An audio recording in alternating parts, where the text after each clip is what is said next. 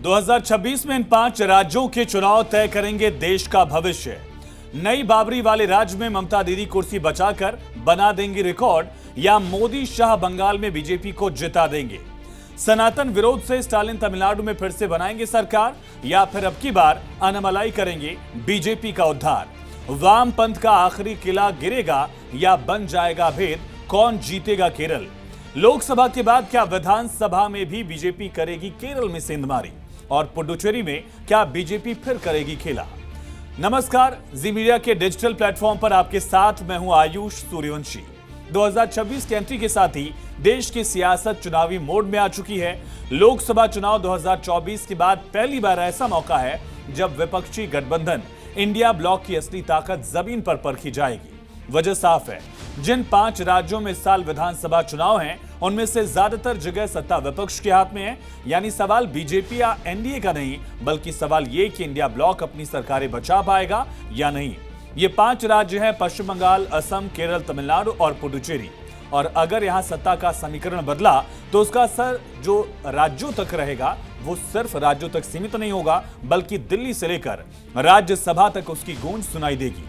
सबसे पहले बात करेंगे पश्चिम बंगाल की, जहां ममता बनाम मोदी वाली लड़ाई है। एक तरफ नई बाबरी बन रही है तो उससे पहले दीदी ने दुर्गा मंदिर की आधारशिला रख दी। महाकाल मंदिर बनवाने का ऐलान करके हिंदुत्व का कार्ड खेल दिया है।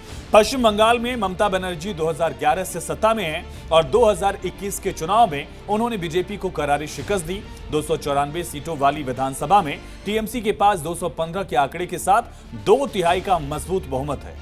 और अगर ममता 2026 का चुनाव जीतती हैं, अपने 5 साल का कार्यकाल पूरा करती हैं, तो सबसे लंबे समय तक लगातार मुख्यमंत्री रहने वाली नेताओं की टॉप लिस्ट में दीदी शामिल हो जाएंगी। वही केंद्र की राजनीति में बंगाल की अहमियत इसलिए भी है क्योंकि यहां लोकसभा की 42 सीटें और राज्यसभा की 16 सीटें हैं। अगर टीएमसी कमजोर पड़ी तो इंडिया ब्लॉक को बड़ा झटका लगेगा और राज्यसभा में भी बीजेपी की राह और आसान हो सकती है।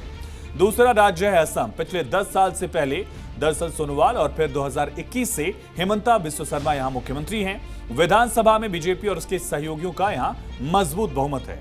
पिछला चुनाव जो था वो बीजेपी के लिए थोड़ा आसान था, लेकिन कांग्रेस और बदरुद्दीन अजमल की पार्टी एआईयूडीएफ का गठबंधन असरदार नहीं था पिछले चुनाव में। अब हेमंता योगी के रास्ते पर चलकर बुलडोजर मॉडल अपना चुके हैं। एक तरफ नागरिकता का मुद्दा, जनसंख्या का मुद्दा, बांग्लादेशियों के घुसपैठ, तमाम मुद्दे हैं जिन पर बीजेपी लगातार सियासत करती रही है। दूसरी तरफ बेरोजगारी, महंगाई, बाढ़ जैसे लोकल इश्यूज भी हैं, इन पर विपक्ष घेर रहा है। इंडिया ब्लॉक के लिए असम इसलिए अहम है क्योंकि यहां वापसी किए बिना पूर्वोत्तर में संतुलन बनाना दरअसल विपक्ष के लिए बेहद मुश्किल है। और इसी तरह केरल का चुनाव भी अहम है। एक तो ये देश में वामपंथ का आखिरी किला कहा जाता है, लेकिन साथ ही कांग्रेस और लेफ्ट की टक्कर भी है। और जिस तरह से बीजेपी ने हाल में त्रिवेंद्रम में अपना पहली बार मेयर बनाया, लोकसभा चुनाव में 1 सीट जीती और एक और सीट पर मात्र 16,000 के मार्जिन से बीजेपी हारी, इन सब से बीजेपी के हौसले केरल में बुलंद हैं। केरल में लेफ्ट डेमोक्रेटिक फ्रंट एलडीएफ की सरकार है। पिनरई विजयन 2016 से मुख्यमंत्री हैं। 2021 में इतिहास रचते हुए लगातार दूसरी बार उन्होंने सरकार बनाई। 140 सीटों वाली विधानसभा में एलडीए के पास बहुमत था, लेकिन केरल की परंपरा सत्ता बदलने की हुआ करती थी। इस बार भी वही सवाल सबसे बड़ा है। सोना तस्करी मामला और लाइफ मिशन प्रोजेक्ट, वित्तीय संकट, तमाम दिक्कतें जो हैं वो सरकार की चुनौती बढ़ा रही हैं। और केंद्र से टकराव भी वाम सरकार का एक पुराना हथियार है, लेकिन जनता अब रोजमर्रा की दिक्कतों पर जवाब चाहती है। इंडिया ब्लॉक के लिहाज से केरल बेहद अहम इस वजह से भी है क्योंकि कांग्रेस के लिए दरअसल एक तरह से मजबूत किला है। भले ही वो सत्ता में न हो, लेकिन मजबूत विपक्ष में है। बीजेपी भी यहां पूरी ताकत झोंक रही है। और बात तमिलनाडु की, जहां स्टालिन की अग्नि परीक्षा डीएमके सरकार में एमके स्टालिन 2021 से मुख्यमंत्री हैं। 234 सीटों वाली विधानसभा में डीएमके गठबंधन को भारी बहुमत मिला था और एआईएडीएमके सत्ता से बाहर हो गई थी।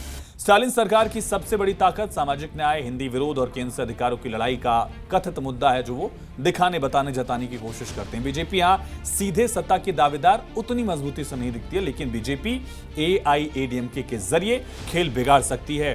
क्योंकि लोकसभा चुनाव में बीजेपी ने भले ही सीटें न जीती हों, लेकिन 11% से ज्यादा वोट हासिल किया था और कांग्रेस डीएमके दोनों की चिंताएं बढ़ा दी थी। तमिलनाडु में 39 लोकसभा और 18 राज्यसभा सीटों का आंकड़ा भी अहम है। वहीं पुडुचेरी एक छोटा सा राज्य है, लेकिन छोटा राज्य चुनावी नतीजे पर बड़ा असर डालेगा। फिलहाल एनडीए की सरकार है, रंगास्वामी मुख्यमंत्री हैं यहां से। 2021 में कांग्रेस सरकार गिरने के बाद बीजेपी समर्थित गठबंधन सत्ता में आया। कांग्रेस के लिए साख बचाने की लड़ाई है। अगर इंडिया ब्लॉक यहां वापसी करता है तो मनोवैज्ञानिक बढ़त मिल जाएगी, भले ही सीटें कम हो। तो 2026 के चुनाव सिर्फ 5 राज्यों की सरकारों का फैसला नहीं करेंगे, ये तय करेंगे कि इंडिया ब्लॉक 2024 के बाद भी एक मजबूत विकल्प बना रहेगा या जैसे लगातार बिखरा है उसी बिखराव को हम आगे बढ़ता देखेंगे।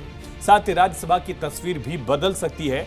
इस लिहाज से भी राज्यों की भूमिका जो है वो बेहद अहम है।